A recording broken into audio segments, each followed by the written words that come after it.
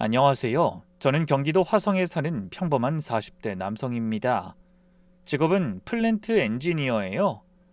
거창하게 들릴 수도 있지만 쉽게 말하면 공장 짓는 일입니다. 주로 해외에서 근무하는데 낮에는 모래바람 맞으며 철골 올리고 밤에는 숙소에서 라면 끓여 먹으며 고향에 대한 향수를 달래죠. 이런 제가 사연을 쓰게 된 건 얼마 전 힘들게 출장을 마치고 돌아와 마주친 믿기 힘든 현실 때문입니다. 마누라 놀라게 해줄 생각에 일정 앞당겨서 몰래 들어왔는데 정작 너무 놀라 기함한 건 바로 저였답니다. 설레는 마음으로 고국 땅을 밟은 저에게 대체 어떤 일이 펼쳐졌는지 지금부터 그날의 이야기를 시작해 보겠습니다. 제가 중동 사막 한가운데서 가족을 떠올리며 버틴 시간은 꼬박 1년이었어요. 새벽에 일어나서 안전 못 쓰고 현장에 나가면 해가 중천에 뜰 때쯤 기온이 50도 가까이 올라갑니다. 점심은 컨테이너 식당에서 카레 아니면 볶음밥, 저녁에는 숙소에서 컵라면 하나 끓여 먹고 쓰러지듯 잠드는 게 일과였어요. 그래도 견딜 수 있었던 건 딱 한 가지 이유였습니다. 바로 통장에 찍히는 숫자였죠. 저는 매달 아내에게 두둑한 목돈을 보내고 자랑스러운 목소리로 연락했어요. 여보, 이번 달 월급도 보냈어. 준혁이도 군대 가고 당신 혼자 있으니 생활비 많이 안 들지? 그럼 아파트 대출 먼저 갚고 나머지는 좀 모아놔. 그러면 아내는 항상 미안한 말투로 대답했어요. 알았어, 걱정하지 마. 당신이 얼마나 힘들게 일하는지 뻔히 아는데 나도 이 돈 한 푼도 허투루 쓰지 않고 대출 정리하고 잘 모아둘게. 이번 달도 고생 많았어. 제가 출국할 때 남아있던 대출은 1년이면 충분히 다 갚을 수 있는 금액이었습니다. 거기다 그 프로젝트는 공기 단축 보너스가 따로 나와 그 돈까지 합치면 꽤 큰 돈을 마련할 수 있었죠. 사막에서 모래바람 맞으면서 밤마다 제가 생각한 건 상가였어요. 악착같이 모은 돈으로 역세권의 작은 상가 하나 알아봐서 월세 받으면서 노후 준비 시작하는 그림을 그린 거죠. 쉰이 넘으면 체력이 확 떨어질 텐데 언제까지 해외 현장을 뛰어다닐 순 없으니까요.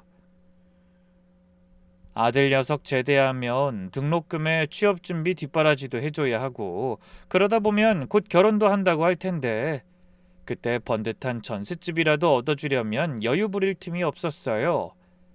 하지만 그런 일 말고도 저에겐 오랜 시간 꿈꿔온 작은 바람이 하나 있었습니다. 퇴직하면 마누라랑 크루즈 여행 한번 해야지. 평생 집 비우는 남편 때문에 젊은 시절 독수 공방하면서도 애 잘 키워주고 알뜰하게 살림 늘려준 보답은 해줘야 해. 그런 생각으로 힘든 1년을 버텼죠. 헌데 모두가 한마음으로 열심히 일한 덕에 프로젝트가 예정보다 열흘이나 일찍 마무리됐습니다. 모든 직원이 집에 일찍 돌아갈 생각에 기쁨을 감추지 못했죠. 그래서 저는 흐뭇한 얼굴로 직원들을 향해 말했습니다. 모두 고생 많았어요. 마무리 잘 되는 것만 확인하고 다들 일정 앞당겨 귀국하라는 본사 지시가 떨어졌어요. 가서 일주일 푹 쉬고 출근은 그 다음에 하라네요. 얼른 우리 다 같이 여우 같은 마누라 보러 갑시다. 그 말에 현장에 있던 직원들이 일제히 환호성을 질렀고 서로서로 등을 두드려주며 함께 기쁨을 나눴습니다. 그리고 저마다 신이 나서 가족들에게 연락했죠. 하지만 전 일부러 아내한테 따로 연락하지 않았습니다. 그냥 말없이 가서 깜짝 놀라게 해주고 싶었거든요. 빈집에서 쓸쓸히 지내던 마누라가 현관문 열었는데 내가 서 있으면 얼마나 좋아하겠어. 그 장면을 상상하니 비행기 안에서부터 입꼬리가 올라갔습니다. 면세점에서 아내가 좋아하는 향수도 하나 샀죠. 비싼 건 아니지만 마음이 중요한 거니까요. 옆좌석에 앉은 동료가 웃으며 한마디 했습니다. 형은 항상 형수부터 챙겨. 아직도 신혼 같네? 야, 나이 먹으면 자식이고 뭐고 마누라가 최고인 거야. 애 떠난 빈둥지에 남아서 같이 늙어갈 사람인데 이 정도는 해야지. 난 애들 주려고 유명하다는 초콜릿만 샀는데 한국 가서라도 마누라 선물 하나 사서 가야겠네. 바가지 안 긁히려면. 그런 말을 나누며 함께 웃었습니다. 그땐 정말 행복했어요. 고생한 만큼 앞으론 좋은 일만 있을 거라고 철석같이 믿었거든요. 얼마 후 인천공항에 내리니까 공기부터 다르더라고요. 그래서 고국의 향기를 마음껏 깊게 들이마시며 리무진 버스 타고 집 근처 정류장에 내려서 아파트 단지로 걸어 들어갔습니다. 그때 심장이 얼마나 두근거렸는지 모릅니다. 1년 만에 만나는 아내가 놀랄 모습을 상상하니 절로 콧노래가 흘러나왔죠. 저는 발걸음을 재촉해 엘리베이터를 탔어요. 그리고 드디어 집 앞에 서서 떨리는 마음으로 비밀번호를 눌렀죠. 비밀번호는 결혼기념일 4자리였어요. 헌데 그때부터 일이 이상하게 돌아가더군요. 문이 열리는 대신 번호가 틀렸음을 알려주는 경보음만 울린 겁니다. 삐삐삐. 귀를 찌르는 소리와 함께 빨간불이 들어왔어요. 내가 잘못 눌렀나? 그래서 신중하게 번호를 다시 눌렀습니다. 하지만 결과는 같았어요. 삐삐삐. 또 빨간불이었죠. 세 번째, 네 번째도 마찬가지였습니다. 그제야 아차 싶더라고요. 이 사람이 혼자 있으려니 무서워서 비밀번호를 바꿨구나. 그래서 흥은 좀 깨졌지만 어쩔 수 없이 아내에게 전화하려고 주머니에서 핸드폰을 꺼냈죠. 그런데 마침 그때 옆집에서 사람이 나오더라고요. 제 또래 중년 여자였는데 저를 유심히 바라보더니 이상한 표정을 지으며 물었어요. 그 집엔 무슨 일로... 집주인은 제가 다 아는데 혹시 친척분이세요? 네? 새로 이사 오셨나 보네요. 전 이 집에 사는 사람이에요. 출장 갔다 오랜만에 왔더니 비밀번호가 안 맞아서요.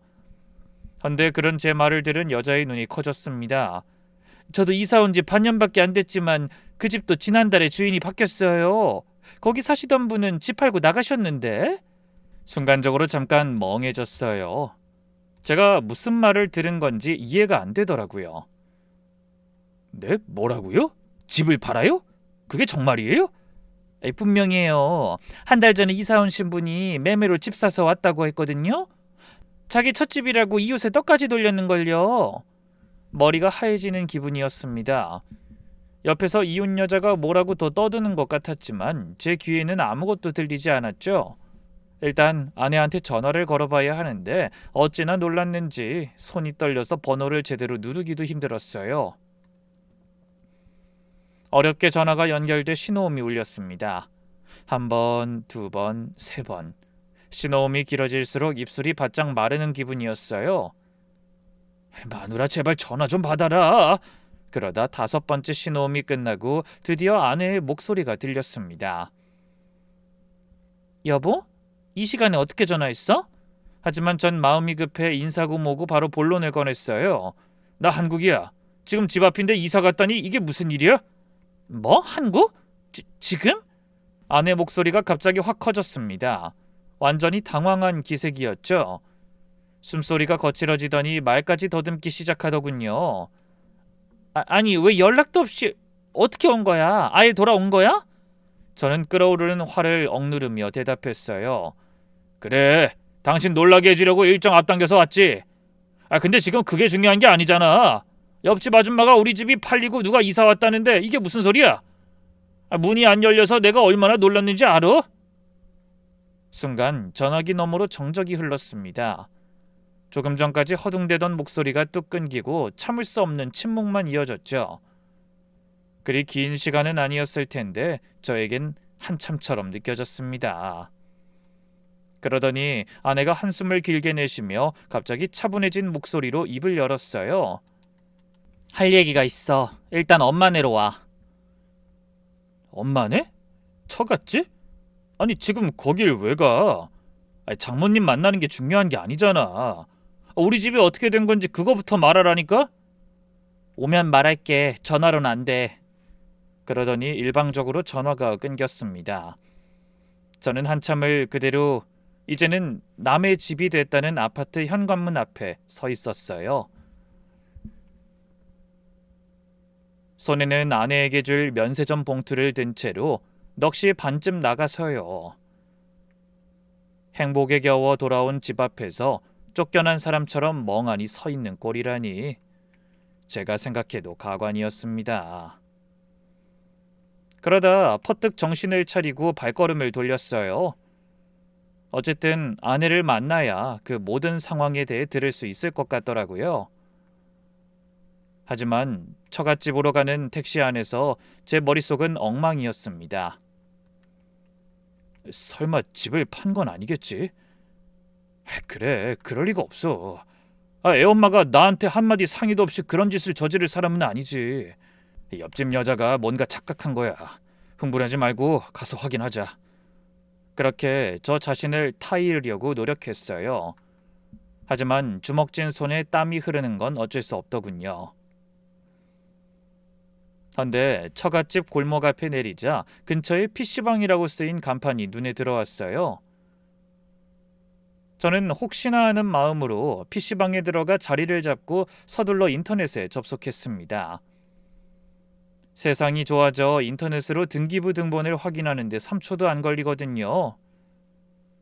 저는 떨리는 마음을 다스리며 천천히 저희 아파트 주소를 쳤어요. 그런데 직접 눈으로 확인해 보니 정말 집의 소유주 이름이 생판 처음 보는 사람으로 바뀌어 있었습니다. 저는 놀라서 입이 떡 벌어진 채 화면을 몇 번이나 확인했어요. 정신이 아찔해지는 것 같아 PC방 의자에 등을 기대고 천장을 올려다봤습니다. 형광등이 지직거리는 소리가 귀에서 윙윙거리고 옆자리에서 게임하는 학생들의 키득거리는 웃음소리가 점점 멀어졌죠. 하지만 그 와중에도 제 집이 진짜 팔렸다는 사실만은 너무나 선명한 현실로 다가왔습니다.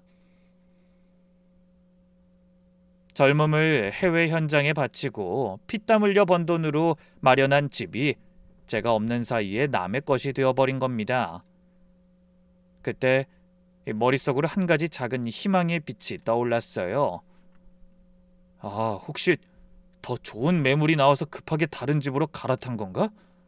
나한테 말할 시간이 없어서 나중에 말하려고 한 거 아니야? 그런 생각을 하니 그래도 조금 분노가 가라앉는 것 같았습니다. 하지만 아내 입으로 직접 확인하기 전에는 아무것도 알 수가 없었죠. 그래서 PC방을 나와 발걸음을 재촉했어요. 처갓집까지 걸어가는 동안 아무 생각도 나지 않았습니다. 아니, 정확히 말하자면 생각이 너무 많아서 정리가 안 됐다는 말이 맞을 것 같네요. 잠시 후 처갓집에 도착하니 제가 올 거라는 걸 알기라도 한 듯 대문이 열려 있었어요. 저는 얼른 문을 열고 들어가 아내를 불렀습니다. 여보, 나왔어. 그러자 아내가 안방문을 열고 걸어 나오는데 그 뒤로 장모님이 이불 위에 누워 계신 게 보였어요. 좀 이상한 생각이 들었죠. 주무시나? 평소 같으면 사위 왔냐고 인사라도 하실 텐데. 그때 고개를 들고 바라보는 아내와 눈이 마주치자 저는 깜짝 놀랐습니다. 아내의 얼굴이 말이 아니었거든요. 아무리 피곤해도 얼굴은 늘 밝은 사람이었는데 그날은 마치 다른 사람처럼 표정이 너무 어둡고 얼굴도 초췌했어요. 살도 많이 빠진 것 같더군요. 볼이 푹 꺼지고 눈 밑에 거무스름하게 그림자가 내려앉아 있었습니다. 평소 제가 알던 아내의 모습이 아니었죠. 아내는 한숨을 쉬며 거실 소파를 가리키더니 힘겹게 입을 열었어요. 갑자기 와서 깜짝 놀랐어. 앉아, 할 얘기가 많아. 원래 맘 같아서는 아내를 향해 고래고래 소리 먼저 지를 작정이었는데 뭔지 모를 무거운 분위기에 저도 모르게 말문이 막혔습니다. 그래서 엉거주춤 자리에 앉아 조심스럽게 확인하듯 물었네요. 이게 어떻게 된 거야? 집은 왜 팔았어? 혹시 더 큰 평수로 갈아탄 거야? 하지만 아내는 입술을 깨물며 고개를 가로저었어요. 제 마지막 희망이 와르르 무너지는 순간이었죠. 저는 눈을 크게 뜨고 다시 한번 물었습니다. 아니야? 그럼 집을 왜 판 건데? 그것도 나한테 한마디 말도 없이. 도대체 무슨 생각인 거야? 미안해. 먼저 말해야 했는데 입이 안 떨어져서 미루다 보니 이렇게 됐어. 그래도 당신 돌아오기 전엔 말하려고 했는데. 답답하게 빙빙 돌리는 아내의 말을 듣다 전 결국 언성을 높이고 말았습니다. 그런 얘긴 필요 없으니 빨리 묻는 말이나 대답해. 도대체 왜 집을 판 거야? 그 돈은 다 어디 있고? 설마 사기라도 당한 건 아니지? 그러자 다시 한번 깊은 한숨을 내쉬던 아내가 전혀 예상치 못한 말을 꺼내놨어요. 이제부터 엄마랑 같이 살기로 했어. 순간 저는 귀를 의심했습니다. 자기 마음대로 집을 팔아먹은 것도 모자라 아무 설명도 없이 처갓집에 살겠다고 통보하다니. 어이가 없더라고요. 뭐? 누구 맘대로? 저도 모르게 목소리가 너무 커졌습니다. 아내가 움찔하는 게 느껴졌지만 이미 있는 대로 화가 나 멈출 수가 없었어요. 장모님이랑 살고 싶어서 그런 거면 그냥 전세를 놨어도 됐잖아. 근데 집을 넓혀 이사한 것도 아니고 그냥 장모님 모시고 싶어서 집을 팔았다고? 일을 이렇게 만들어 놓고 한다는 소리가 이제 여기서 살겠다는 통보야? 당신 뭐 잘못 먹었어? 그 말에 아내가 눈물을 글썽이며 고개를 숙인 채 말했습니다. 나도 얘기하고 싶었어. 근데 당신 현장에서 위험하게 일하는데 신경 쓰게 하고 싶지 않았다고.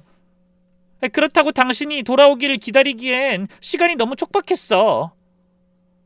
너무 급한 일이었단 말이야. 급한 일? 그러니까 그게 뭐냐고. 내 동의를 기다릴 틈도 없이 그렇게 급하게 집을 팔아먹은 이유가 뭔데? 당장 애가 휴가라도 나오면 어디로 가라고 이런 짓을 벌인 거야? 그런데 다음 순간 울먹이던 아내가 아예 크게 울음을 터뜨리며 생각지도 못한 말을 했습니다. 나도 어쩔 수가 없었어. 엄마가 많이 아프단 말이야. 장녀인 내가 옆에서 돌봐드려야 해. 장녀. 그 단어가 귀에 날아와 박히는 기분이었어요. 아내는 평소에도 자기가 장녀라며 집안의 모든 일에 신경을 많이 쓰는 대한민국에서 둘째가라면 서러울 정도의 효녀였습니다. 그래서 그때부터는 저도 계속 화를 내지는 못했어요.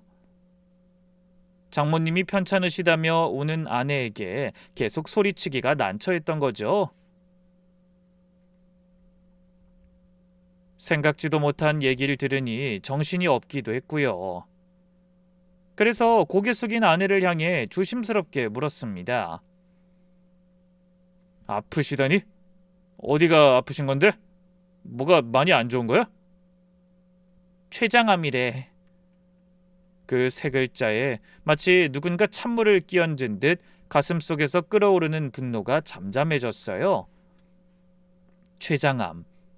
그게 얼마나 무서운 병인지 저도 당연히 알고 있었죠. 저와 친하던 회사 선배 한 분과 집안 어르신 한 분도 그 병으로 돌아가셨거든요.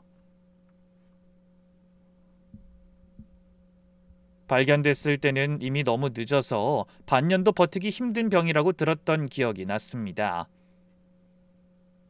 저는 반사적으로 목소리를 높이며 소리쳤어요. 뭐? 췌장암? 어떻게 그런 일이... 언제? 몇 기인데? 아내는 떨리는 목소리로 눈물을 닦아내며 말했습니다. 몇 달 전에 알았는데 일반 항암으론 힘든가 봐. 중입자 치료라는 걸 받아야 그나마 가능성이 있다는데 그게 비용이 엄청나더라. 그래서 치료는 잘 됐어? 당신 설마 그래서 집을 판 거야? 그러자 갑자기 아내가 멈춰가던 눈물을 다시 흘리며 애처롭게 말했어요. 그럼 어떡해? 엄마가 돌아가실 수도 있는데. 나 혼자 결정한 건 당연히 잘못했어.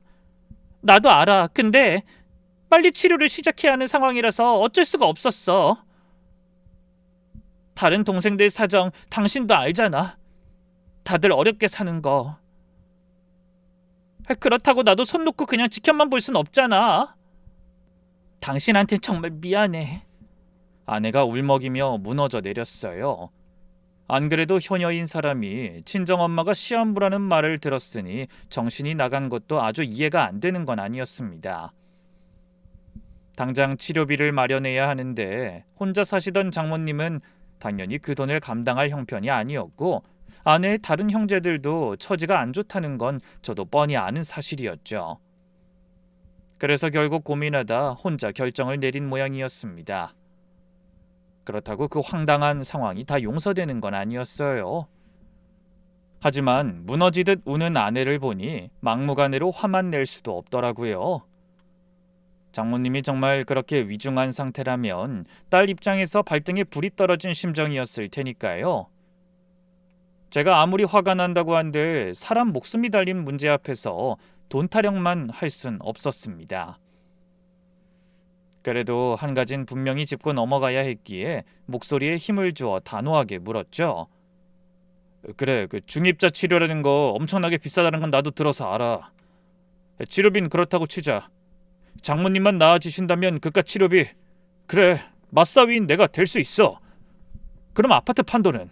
그 나머지 돈은 당신이 그냥 가지고 있는 거야? 한데 아내의 표정은 여전히 안 좋았어요.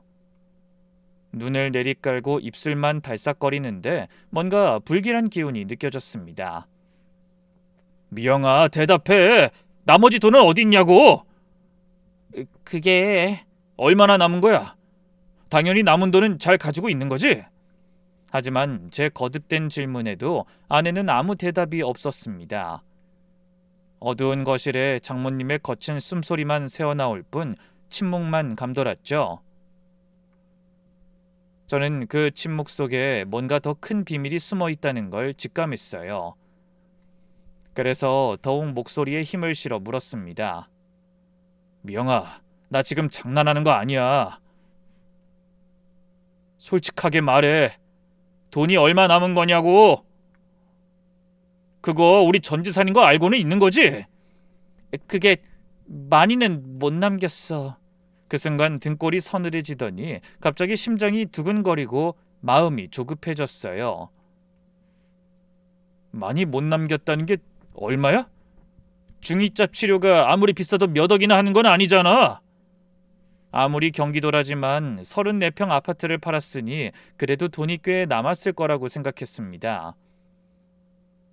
중입자 치료가 비싸다고 소문났어도 그 돈이 전부 다 날아갈 정도는 아니라는 건 알고 있었으니까요.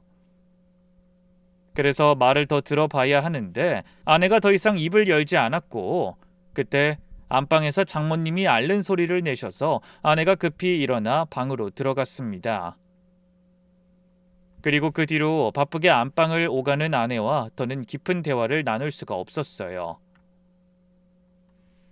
그래서 그날은 할 수 없이 누워 계신 장모님께 대충 인사드리고 처갓집 작은 방에 이불을 하나 깔고 누워 잠을 청해야 했습니다. 하지만 당연히 잠은 오지 않았죠. 1년 전에 출국하던 날이 떠올랐어요. 공항에서 손 흔들며 웃던 아내. 그 사람을 믿고 힘든 1년을 버텼는데 돌아와 보니 집도 없고 돈도 없고 아내는 아픈 장모님을 간병하느라 친정에 와 있고 도대체 뭐가 뭔지 모르겠더라고요.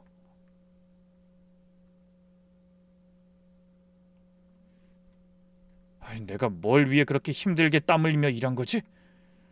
하는 허무한 생각만 들더군요. 그래도 한 가지 이 마음에 걸리는 건 있었습니다. 중입자 치료를 받으셨다고 하니 장모님의 상태가 좀 나아지시긴 한 건지 걱정이 되긴 했어요. 막말로 그렇게 비싼 치료를 받았는데 가능성은 있어야 보람이라도 있을 것 같더라고요. 그래서 뒤척이다 밖으로 나와 안방을 오가는 아내를 붙잡고 물었습니다. 그 장모님 치료는 어떻게 된 건데? 아직도 많이 안 좋으신 거야? 아까 보니까 혈색은 괜찮으신 것 같던데 살도 오히려 아픈 장모님보다 당신이 더 빠진 것 같고. 그 치료 경과는 좋아. 의사 선생님도 희망적으로 말씀하셨다고 하고 이제 나머지 치료 받으면서 관리만 잘하시면 된대. 그렇지 않았으면 지금쯤 엄마 어떻게 되셨을지. 생각만 해도 앞이 캄캄해. 당신한텐 정말 미안하지만. 그러면서 또 울려고 했습니다. 그래서 저는 말을 돌렸어요. 또 울어? 운다고 뭐가 해결돼? 그리고 장모님 건강이 좋아지셨다니 그나마 불행 중 다행이지. 오늘은 더 이상 큰 소리 내지 말고 우리는 내일 잠깐 나가서 얘기하자.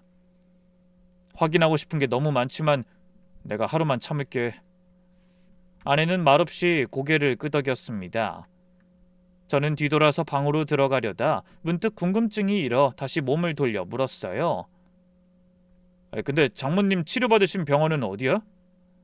중입자 치료라는 게 아무 병원에서 하는 것 같진 않던데. 아, 대학병원 어디냐 하면. 한데 아내가 말한 병원 이름을 듣는 순간 떠오르는 인물이 하나 있었습니다. 그 병원에 제 고등학교 동창이 근무하고 있었거든요.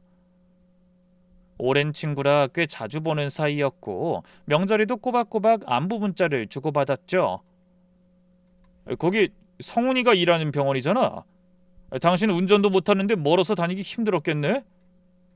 아, 그래서 병원에 오가는 건 둘째가 도맡아 했어.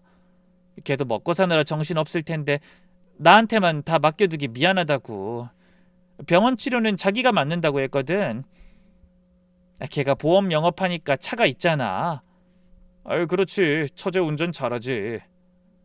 그렇게 대답하곤 방으로 들어와 얼른 친구에게 카톡을 보냈습니다. 대체 장모님 상태가 어떤지 궁금했거든요. 야, 성훈아, 오랜만이다. 미안한데 부탁 좀 하자. 우리 장모님이 너희 병원에서 치료받고 계신다는데 상태가 어떤지 좀 알아봐 줄 수 있겠냐? 췌장암이라 중입자 치료 받으셨다는데 희망은 있는 건지 궁금하다. 집사람 말로는 이제 괜찮아졌다고 들었다는데 정말 그 치료면 췌장암 고칠 수 있는 거냐? 그러고는 성함이랑 주민번호를 보냈어요. 당연히 환자의 개인정보는 노출할 수 없는 거지만 저는 사위이니 그 정도는 해줄 거라고 생각했죠. 새벽에 보낸 메시지인데 답은 다음날 오후까지도 오지 않았어요. 워낙에 바쁜 녀석이라 연락이 없어도 재촉하진 못했죠. 그러다 저녁 6시가 넘어서야 카톡 대신 전화가 왔더군요. 그런데 그 전화를 받는 순간 기분이 이상했습니다. 평소에는 스스럼 없이 농담도 잘하는 녀석인데 뭔가 망설이는 느낌이 들더라고요. 그러더니 차분한 목소리로 깜짝 놀랄 말을 건넸어요. 야, 종수야, 너희 장모님 차트 확인해봤는데 네가 뭘 잘못 알고 있는 것 같아. 뭐? 잘못 알다니? 그게 무슨 소리야? 분명히 우리 병원에서 중입자 치료 받으신 거 맞아? 얼마 전에 내원한 기록이 있긴 한데 그건 췌장암이 아니라. 저는 이어지는 친구의 말을 기다리며 저도 모르게 마른 침을 꿀꺽 삼켰습니다. 그러다 곧이어 기겁할 소리를 듣게 됐죠. 치질이야. 뭐? 치질? 그래. 치액으로 항문외과 외래 다니신 것밖에 다른 기록은 없더라. 그게 가장 최근이야. 몇 달 전. 전화기를 든 손에 힘이 빠졌습니다. 다 죽어간다던 장모님의 병명이 다름 아닌 치질이라니 머리를 세게 얻어맞은 기분이었어요. 그럼 아내가 한 말은 다 뭐였을까요? 고작 장모님의 치질을 치료하기 위해 집을 팔았다는 얘기일까요? 저는 어안이 벙벙해 전화를 끊고도 한동안 아무것도 할 수가 없었습니다. 그때 문득 이런 생각이 들었어요. 성훈이가 잘못 확인한 거 아닐까? 병원에 얼마든지 동명이인도 있을 수 있잖아. 아마 바빠서 이름만 보고 착각한 게 분명해. 그래서 바로 다시 전화를 걸었습니다. 야, 성훈아, 혹시 동명이인은 아닐까? 이름이 같은 다른 분 차트를 본 거 아니냐고. 종수야, 주민번호까지 확인했어. 틀림없다. 너희 장모님 맞아. 중입자 치료가 아니라 췌장암으로 진료받은 기록 자체가 아예 없다니까. 야, 무슨 일인진 모르겠는데 좀 심각한 문제로 들리거든? 네가 직접 확인해봐야 할 것 같다. 그렇게 전화를 끊고 나니 몸이 먼저 움직였습니다. 속에서 천불이 나는 것 같아 가만히 앉아있을 수가 없더라고요. 당장 사실이 뭔지 확인해야 했죠. 저는 안방에서 장모님을 돌보고 있는 아내에게 다가갔어요. 미영아, 잠깐 나와. 급하게 할 얘기가 있어. 뭔데? 엄마 약 드실 시간이라. 하지만 저는 눈에 보이는 게 없는 상태라 꽥 하고 소리를 지르고 말았습니다. 아침부터 지금까지 계속 바쁘다고 피하기만 했잖아. 더는 못 기다리니까 지금 당장 나오라고! 그러자 아내가 놀란 눈으로 저와 장모님을 번갈아 바라보더군요. 저는 말없이 그런 아내의 팔을 잡아 끌며 현관 밖으로 나왔습니다. 그리고 처갓집 골목 한편 사람 없는 곳에 서서 단도직입적으로 물었죠. 너 바른대로 말해. 장모님 치료비로 돈 썼다는 거 거짓말이지? 그 돈 다 어디다 썼어? 도대체 뭔 짓을 하고 돈을 날려놓고 장모님 핑계를 대는 거야? 하지만 아내는 영문을 모르겠다는 얼굴로 눈을 크게 띄고 물었어요. 갑자기 그게 무슨 소리야? 나한테 숨기는 거 있으면 지금 당장 말해. 내가 다 확인해 봤으니까! 그 말에 아내는 역시나 뭔가 찔리는 표정이었어요. 얼굴이 새하얘지더니 입술만 파르르 떨었거든요. 하지만 저는 더 이상 기다려줄 여유가 없었죠. 빨리 말하라니까? 네가 이렇게 입 다물고 버틴다고 내가 그냥 넘어갈 것 같아? 당장 살 집이 없어졌는데? 제가 눈을 부릅뜨며 압박하자 아내는 결국 한숨을 쉬며 입을 열었어요. 그게 엄마 치료비로 다 쓴 건 아니야. 그래도 걱정하지 마. 나중엔 전부 돌려받을 거니까. 도대체 누구한테 돌려받는다는 거야? 그리고 장모님 편찮으시다는 것도 다 거짓말이라는 거 내가 다 알게 됐다잖아. 내가 성훈이한테 방금 확인했어. 장모님 차트에 중입자 치료는커녕 췌장암 기록 자체가 없다던데. 제 말에 아내의 얼굴이 벌겋게 달아올랐어요. 아니야, 뭔가 착오가 있는 거야. 엄마가 얼마나 힘들어하셨는지 내가 봤어. 밥도 못 드시고 아파서 얼마나 힘들어하셨는데. 그때 제 머릿속에 한 가지 의문이 떠올랐습니다. 당신 장모님이 병원에서 치료받는 걸 직접 본 적 있어? 병원에 같이 간 적은? 그건... 아내는 말을 멈추더니 심하게 흔들리는 눈동자로 저를 보며 말했어요. 엄마 병원엔 항상 둘째가 갔어. 난 집에서 엄마 간병에 집중하고 병원 오가는 건 자기가 맡겠다고. 의사 지시도 미정이가 다 전달해주고 서류도 미정이가 가져왔어. 나도 몇 번 따라는 가려고 했는데 엄마 병원 가신 동안이라도 좀 쉬라고 해서. 저는 초조한 마음으로 확인했습니다. 그래서 당신은 병원에 안 가봤다는 거야? 한 번도? 아내는 멍한 표정으로 고개를 끄덕였어요. 그럼 당신이 직접 병원에 가서 의사한테 장모님 상태를 들어본 적도 없었던 거야? 미정이랑 한 번은 상진이도 같이 갔었어. 뭐? 막내 처남이?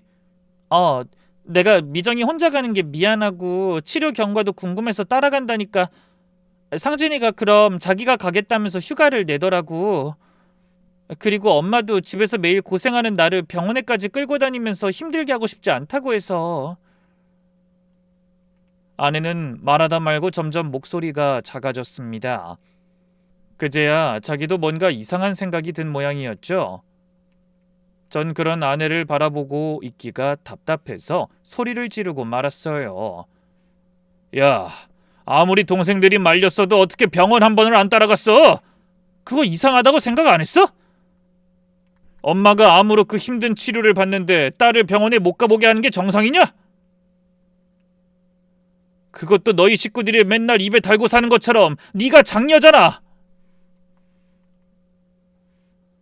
적어도 의사를 한 번은 직접 만나봤어야지. 이게 어디 말이나 되는 소리야? 남들이 들으면 아무도 안 믿을 거다. 하지만 아내는 이 모든 사실을 인정하려 하지 않았어요. 아까 말했잖아. 내가 장녀로 고생하고 목돈도 내놓으니까 미안해서 배려해 준 거라고. 배려는 무슨... 네가 이렇게 친정 식구들한테 호구처럼 구니까 장모님이 가짜 병을 만들고 처제가 장단 맞춰서 너를 병원에 못 오게 한 거잖아. 걱정해주는 척 네 눈이랑 귀를 다 막아놓은 거라고. 아내는 온몸에 힘이 빠지는지 비틀거리며 벽이 기댔어요. 하지만 머리론 제 말이 맞는 것 같다고 느끼면서도 인정할 수가 없는지 계속 고개를 저으며 중얼거렸습니다. 아니야, 그럴 리가 없어. 엄마랑 동생들이 왜 그런 짓을... 아내는 불안한 눈으로 저를 바라봤지만 저는 이미 마음을 굳힌 상태였어요. 진실이 뭔지 그날 꼭 끝을 봐야겠다고요. 그래서 성큼성큼 걸어 처가로 돌아와 장모님이 누워 계신 안방을 바라보니 여전히 힘없는 모습으로 이불을 턱까지 끌어올리고 누워 계셨습니다. 저는 이를 악물며 아내에게 말했어요. 처남이랑 저지한테 연락해서 당장 여기로 다 모이라고 해. 어? 갑자기 왜? 아내는 떨리는 목소리로 물었지만 전 단호하게 대답했습니다. 내가 할 말 있으니까 그렇지. 장모님이 편찮으시다는데 이 집 맞사위로서 앞으로 어떻게 할지 의논하고 싶어서 그런다고 다들 모이라고 해. 그렇게 말하니 아내도 딱히 거절할 명분이 없었나 봅니다. 그래서 거의 울음을 터뜨릴 것 같은 표정으로 처남과 처제에게 연락을 돌렸고 1시간쯤 지나자 막내 처남이 먼저 도착했더군요. 처남은 늘 그랬던 것처럼 능글맞은 웃음을 지으며 악수를 청했죠. 아이고 매형 오랜만이네요. 그동안 고생 많이 하셨죠? 살이 많이 빠지셨네 우리 매형. 저는 억지로 얼굴을 펴고 인사했습니다. 그래 오랜만이네. 그 뒤로 처제 부부도 도착해 거실에 모두 둘러앉았어요. 장모님도 아내의 부축을 받으며 안방에서 겨우 나오셨습니다. 저는 당연히 췌장암이 거짓말이라는 걸 알았지만 일단 모르는 척 가만히 바라보기만 했어요. 장모님은 여전히 기운 없는 표정으로 소파에 기대 앉으시더군요. 그냥 보기에는 영락없이 죽을 날 받아놓은 중환자처럼 행동하셨죠. 처남이 그런 장모님 옆에 앉으며 걱정스러운 목소리로 말했어요. 엄마 오늘 좀 어때요? 안색은 괜찮아 보이시는데? 치료 효과가 좋다더니 이제 기운 차리시는 건가 봐. 그 말에 처제도 맞장구를 쳤죠. 그러게 말이야. 치료비가 비싸서 그렇지 중입자 치료가 진짜 신기하다니까. 이제 암 못 고친다는 말도 다 옛말인가 봐. 이대로만 잘 관리하면 엄마 정말 장수하실 수 있을 것 같아. 저는 그 광경을 가만히 지켜봤습니다. 하나같이 장모님을 향해 자식들의 효심이 넘쳐흐르는 아름다운 장면이었죠. 보통 때 같으면 저도 감동했을지 모를 일이었네요. 하지만 그날의 저는 달랐습니다. 이 인간들이 다들 영화배우 뺨치는구만. 그래 좋다. 너희가 어디까지 쇼를 하는지 내가 지켜봐 주마. 그렇게 속으로 이를 갈았어요. 그때 처남이 제 옆으로 다가와 앉더니 목소리를 낮춰 말했습니다. 매형, 그동안 정말 고생 많았어요. 매형도 이제 다 아셨겠지만 그 아파트 덕에 우리 엄마가 치료 잘 받고 이 정도라도 건강 회복하실 수 있었던 거예요. 이제 조금만 더 노력하면 예전 모습으로도 돌아갈 수 있을 것 같아요. 우리 삼남매가 매형한테 정말 고맙게 생각하고 있어요. 그 말에 저도 모르게 콧방귀가 나왔습니다. 그래? 나한테 고맙게 생각하고 있어? 그럼요. 매형은 우리 엄마의 은인이에요. 나도 사정만 괜찮았으면 당연히 그 치료비를 보탰을 텐데. 매형도 알다시피 내 사정이 좀 그렇잖아요. 하는 일마다 잘 안 되고. 뻔뻔한 처남의 말에 속이 부글부글 끓더군요. 그래서 폭발하기 직전의 상태인데 그때 처제의 남편까지 한마디를 거들었어요. 형님, 저도 처남이랑 동감입니다. 정말 감사드려요. 저도 사업만 불같이 일어나면 형님 은혜 한 번에 다 갚을 날이 올 거예요. 그 말에 저는 더 이상 참지 못하고 자리에서 벌떡 일어났어요. 그 바람에 거실에 있던 사람들의 시선이 전부 저한테 쏠렸죠. 하지만 저는 동요하지 않고 장모님을 똑바로 바라보며 입을 열었습니다. 장모님, 그동안 고생 많이 하셨죠? 그래도 치료 경과가 좋으시다니 정말 다행이네요. 아이고 그래. 내가 우리 맞사위 덕에 황천길 안 건너고 이렇게 목숨을 부지했지 뭔가. 정말 고맙네.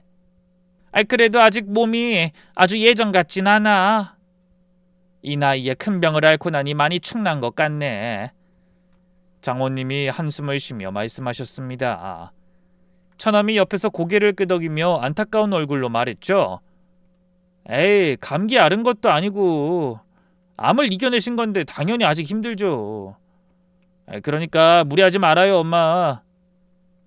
저는 그 모습을 가만히 지켜보다 또렷한 목소리로 딱 한마디를 했습니다. 하지만 그 말을 듣고 놀란 사람들의 표정은 정말 가관이었죠. 장모님, 치질로는 사람 안 죽습니다. 순간 집안의 공기가 차갑게 얼어붙고 감히 아무도 입을 열지 못했습니다. 그 와중에 장모님의 표정이 단박에 딱딱하게 굳는 걸 저는 놓치지 않았어요. 처남의 능글맞던 웃음기도 싹 사라졌고 처제는 자기 남편의 얼굴만 쳐다보고 있었죠. 그때 침묵을 깨고 먼저 반응한 건 아내였어요. 여보, 지금 무슨 소리라는 거야? 치질이라니. 미영아, 내가 어제 성훈이한테 다 확인했어. 장모님은 그 병원에서 췌장암 치료를 받으신 적이 없어. 중입자고 항암이고 기록 자체가 없다고. 장모님이 그 병원에서 치료받은 건 치질이 전부란 말이야. 순간적으로 아내의 얼굴이 사색이 되었습니다. 그게 무슨 말도 안 되는 소리야. 그럼 엄마가 죽을 병이라고 거짓말이라도 하셨다는 거야? 그래, 나도 처음엔 믿기지 않았어. 그래서 2번이나 확인했다고. 주민번호까지 대조해가면서. 근데 확실해. 확신에 찬 제 얼굴을 보던 아내가 고개를 돌려 장모님을 바라보더니 떨리는 목소리로 물었어요. 엄마, 이게 어떻게 된 거야? 이 사람이 뭔가 잘못 알고 있는 거지? 하지만 장모님은 시선을 피하며 동문서답만 했습니다. 아이고, 내가 약 먹을 시간이 지나서 그런가 갑자기 힘들구나. 미정아, 어서 나 약 좀 다오. 그 모습을 보는 순간 저는 분노를 참지 못하고 소리치고 말았어요. 장모님, 적당히 하세요. 치질로 죽는 소리 그만하시고 이제 저한테 대답해 주셔야죠. 아파트 판도는 다 어디로 간 겁니까? 이 사람은 누구를 그렇게 지키려고 하는지 제대로 대답을 못하는데 설마 치질 치료비에 몇 억이 들었다고 하실 생각은 아니시죠? 그래도 장모님이 계속 입을 다물고 계시길래 저는 아내를 바라보며 냉정하게 물었습니다. 아내가 손을 사시나무 떨듯 떨고 있는 게 느껴지더군요. 미영아, 더 이상 나 속일 생각하지 말고 지금이라도 다 말해. 하지도 않은 치료비로 나간 돈은 그렇다 치고 그럼 나머지는 어딨어? 어제부터 내내 당신은 대답을 못하고 있잖아. 지금이라도 솔직하게 말해줘. 나 당신 원망하려는 거 아니야. 뭐가 어떻게 돌아간 건지 알아야 수습이라도 하지. 결국 아내는 눈물을 쏟으며 입을 열었습니다. 듣고 보니 참 기가 막히더라고요. 시작은 엄마였어. 당신이 출국하고 몇 달 뒤에 여기 왔는데 엄마가 병원 약을 드시더라고. 내가 놀라서 물었더니 아무것도 아니라고 신경 쓰지 말라는 거야. 근데 그렇다고 어떻게 내가 신경을 안 써? 그래서 계속 물었더니 엄마가 울면서 암 진단을 받았다고 고백하더라. 내가 못 믿겠다고 하니까 진단서까지 보여주셨어. 사건의 모든 발단은 장모님이었더군요. 물론 아내가 봤다는 그 진단서 역시 엉터리였던 게 분명했죠. 당연히 효녀인 아내는 완전히 무너졌을 겁니다. 그런데 장모님의 황당한 만행은 그때부터가 시작이었어요. 큰딸이 울면서 어떻게든 해서 병을 고쳐드리겠다고 매달리니까 처음에는 중입자 치료비만 대달라고 하더니 시간이 지나며 하나씩 다른 자식들의 사정까지 꺼내놓기 시작한 겁니다. 아내는 손등으로 눈물을 닦으며 계속 말했어요. 내가 고민하다 중입자 치료비 때문에 집을 전세 놓고 여기 들어오겠다고 하니까 그럴 거면 차라리 집을 팔아서 막내도 좀 도와달라고 하셨어. 취직이 안 된다고 치킨집을 열었는데 그것도 망하고 어떻게든 버텨보려고 사채까지 끌었었다 이자만 눈덩이처럼 불어났다고. 엄마가 막내 아들 고생하는 거 보니 비싼 돈 들여서 치료받아봐야 나을 것 같지도 않다고 하셔서 너무 황당해서 말문이 막혔습니다. 하지만 장모님의 요구는 거기서 끝이 아니었더군요. 아내가 고개를 들어 처제를 바라보며 말했어요. 그맘때 미정이가 남편이 술 먹고 사람을 때려서 합의금을 물어줘야 하는데 그 돈이 없다고 울면서 찾아왔어. 가뜩이나 아픈 엄마가 그 일로 고민하는 걸 보니까 가만히 있을 수가 없었어. 어차피 집은 팔았고 나중에 애들이 다 갚는다고 했으니까 그 말만 믿고 돈을 빌려준 거야. 저는 어이가 없어 코웃음이 다 나왔습니다. 그러니까 피땀 흘려 마련한 내 아파트를 당신 동생들 사고친 거 수습하느라 다 날렸다는 말이네? 하지만 아내는 아직도 정신을 못 차렸는지 뜬구름 잡는 소리만 했죠. 난리다니. 애들이 상황만 좋아지면 다 갚겠다고 약속했어. 걱정하지 마. 저는 답답한 마음에 아내를 바라보며 소리쳤어요. 야, 이 맹추 같은 여자야. 이게 장모님이랑 당신 동생들이 다 짜고 친 고스톱이라는 걸 왜 몰라? 애초에 아프지도 않은 장모님이 암이라고 거짓말해서 우리 아파트를 팔게 한 것부터가 시작이었다고? 당신 손에 돈이 있다는 핑계로 야금야금 빼가려고 효녀인 당신이 장모님 시한부라는 말 듣고 충격받을 거 이용한 거란 말이야. 아내는 결국 제가 없는 틈에 승냥이 떼처럼 달려든 친정 식구들에게 속아 전 재산이나 다름없는 집을 날린 겁니다. 물론 아내도 고민은 했다고 합니다. 하지만 시한부 어머니의 눈물과 급박한 동생들의 사정 앞에서 결국 무릎을 꿇은 거죠. 그래서 제 이름으로 된 아파트를 팔기 위해 거짓으로 위임장을 써서 집을 팔고 그 돈으로 처남의 사채를 막고 처제 남편의 합의금을 물어줬다고 하더군요. 거기다 장모님의 가짜 치료비까지 집 한 돈이 물 흐르듯 빠져나간 겁니다. 그래도 저는 정신을 차리려 노력하며 물었습니다. 미영아, 그래서 나머지 돈은 정확히 얼마나 남은 거야? 하지만 아내의 입에서는 진짜 기가 막힌 대답이 돌아왔어요. 그게 남은 돈은 3억 정도였는데. 3억? 그래서 그건 어디 있는데? 엄마가 그 돈으로 상진이 앞으로 상가를 사주자고 하셔서. 뭐야? 처남 상가? 너 도대체 무슨 생각으로 그렇게 알뜰하게 돈을 다 퍼준 거야? 너한텐 처가 식구만 가족이고 나랑 우리 애는 어떻게 되든 상관없었어? 아니 그런 게 아니라니까.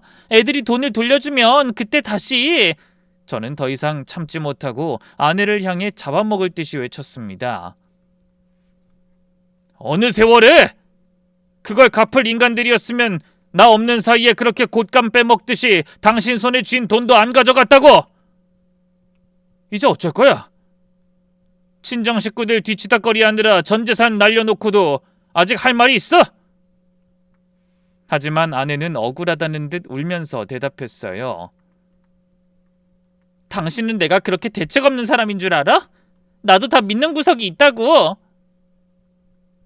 그러더니 방으로 들어가 서류 봉투 하나를 들고 나왔습니다.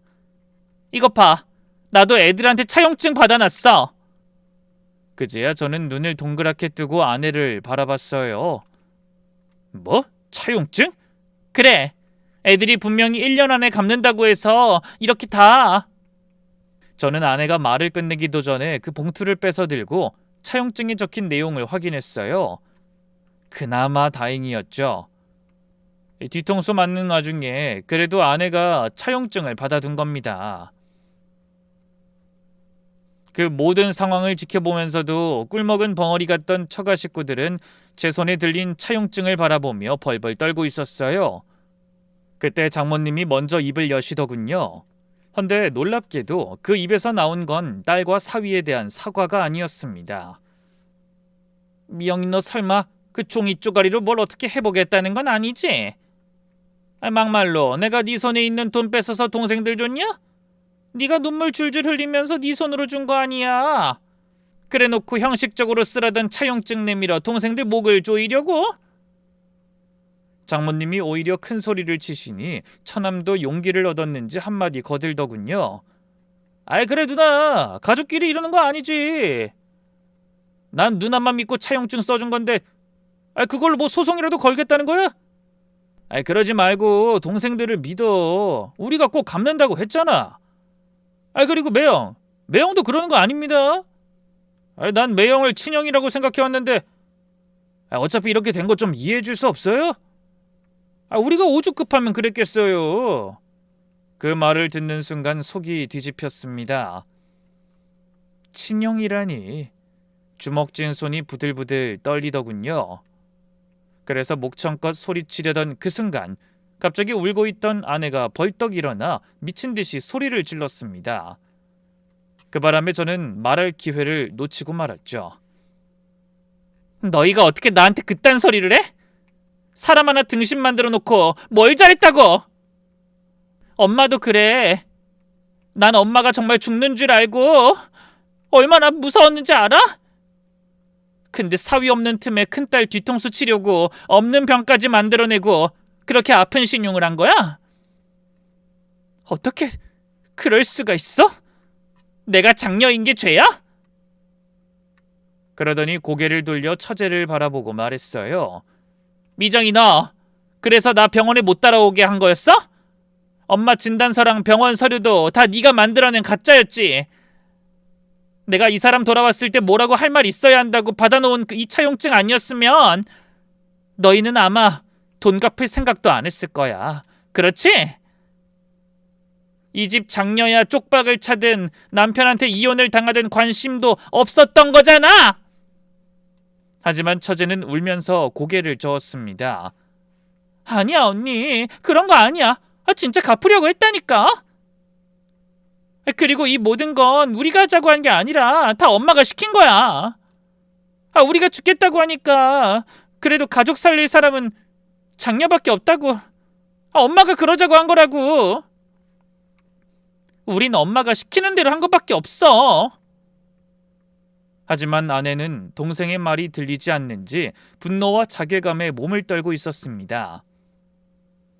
가장 믿었던 부모와 가장 가까운 동생들에게 이용당했다는 사실이 아내를 무너지게 만든 것 같았죠.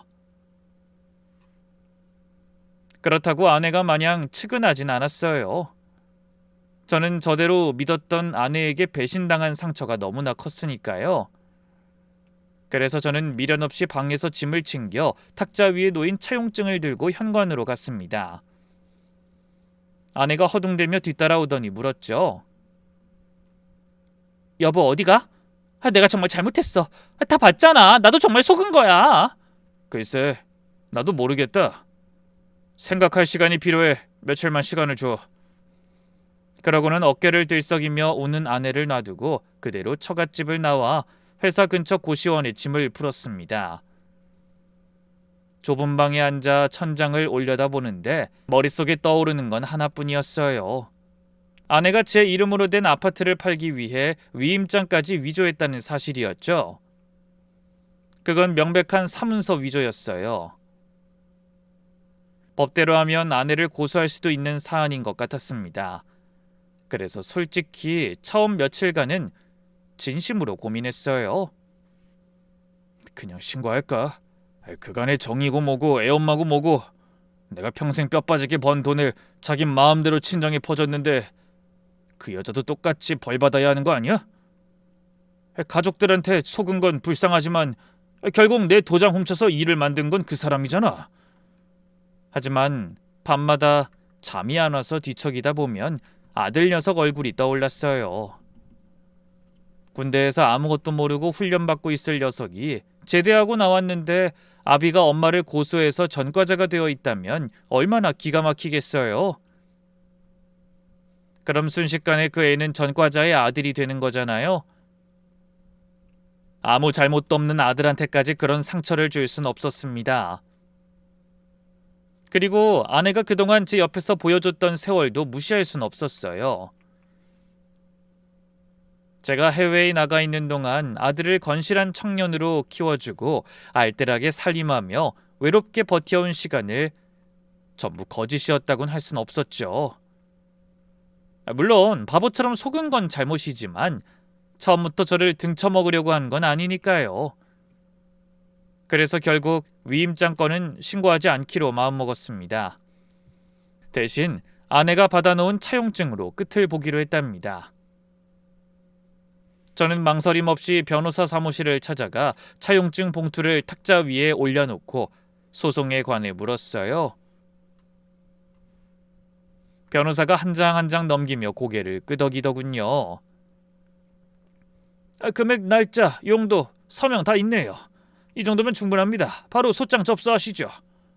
한데 그때까지 뻔뻔하게 버티던 처가 식구들의 반응이 소장이 날아가자 180도 뒤집혔습니다. 먼저 처남이 가장 먼저 허둥대며 연락해 고시원 앞까지 찾아왔더라고요. 매영, 제발 이러지 말아요. 제가 잘못했어요. 시간만 좀 주면 갚을 수 있다니까요.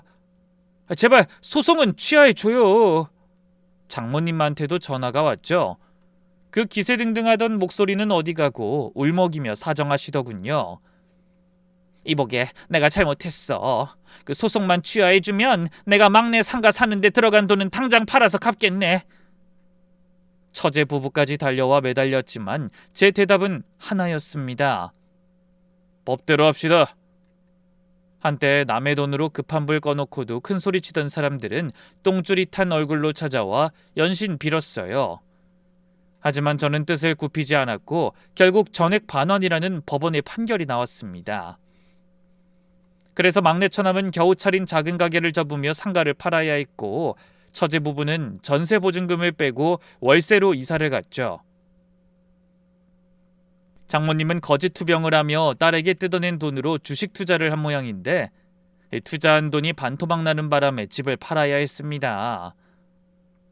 그렇게 한참을 걸려 얼추 아파트를 판 돈은 거의 다 저희 부부에게 돌아왔어요. 하지만 그렇다고 제가 뛸 듯이 기쁜 것도 아내와 처가 식구들에게 받은 상처가 사라지는 것도 아니었습니다.